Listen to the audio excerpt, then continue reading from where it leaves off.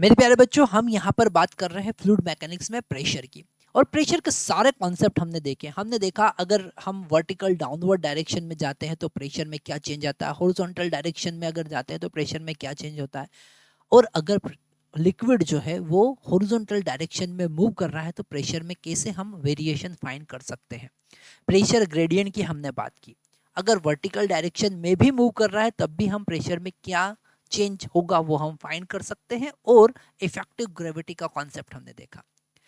आज हम एक नए कॉन्सेप्ट की बात कर रहे हैं। हम यहाँ पर देख रहे हैं pressure distribution in the close container close accelerated container. तो यहाँ पर एक क्लोज कंटेनर है, ये कंटेनर क्लोज है और इसमें पूरे कंटेनर में लिक्विड फील्ड है।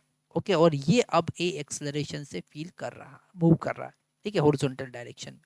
अब हमको यहाँ पर किसी पॉइंट ए का प्रेशर फाइंड करना है जो इसके टॉप, जो इसका टॉप है उससे h हाइट नीचे है और जो इसका फ्रंट फेज है उससे l डिस्टेंस पीछे है।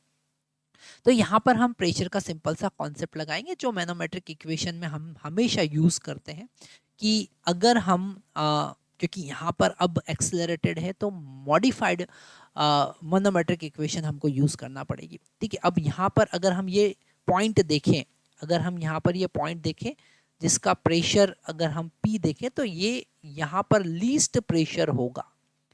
ठीक है, अगर हम ये सबसे अपर मोस्ट पॉइंट देखें तो ठीक है, तो यहाँ का प्रेशर सबसे कम होगा क्योंकि डाउनवर्ड डायरेक्शन में प्रेशर डिक्रीज हो रहा है और बैकवर्ड डायरेक्शन में जाने पर भी प्रेशर, सॉरी, डाउनवर्ड डायरेक्शन में जाने पर प्रेशर इंक्रीज हो रहा है, बैकवर्ड डायरेक्शन में जाने में भी प्रेशर इंक्रीज हो रहा है। तो सबसे कम प्रेशर इस पॉइंट पर होगा। मान लेते हैं कि यहाँ का प्रेशर P इक्वल टू कितना है, 0 है।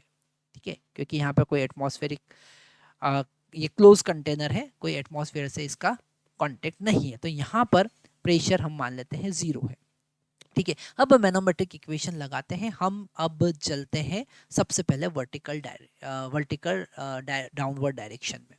ठीक है, तो अगर हम यहाँ पर चले वर्टिकल डाउनवर्ड डायरेक्शन में और मान लेते हैं हम यहाँ पर M पॉइंट पर पहुँच जाते हैं, ये पॉइंट M यहाँ पर है।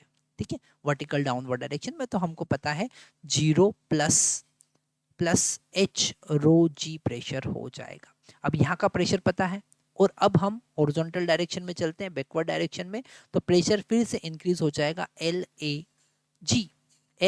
रो, है ना, या फिर हम लिख सकते हैं L रो A, और यहाँ A का प्रेशर हमको मिल जाएगा। तो अगर अब A का प्रेशर हम देखें तो हमको मिलेगा rho in the bracket H into G plus L into A।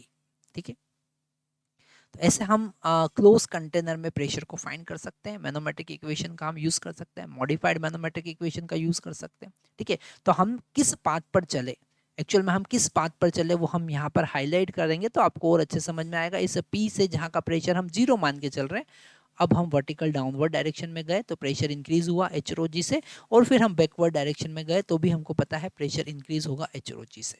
ठीक है, तो यहाँ पर H नहीं होगा, L होगा और G की जगह पर A होगा, तो L रो A से प्रेशर इंक्रीज हो जाएगा, फिर प्रेशर प्लस हो जाएगा, तो टोटल प्रेशर हमने वहां पर फाइंड कर दिया।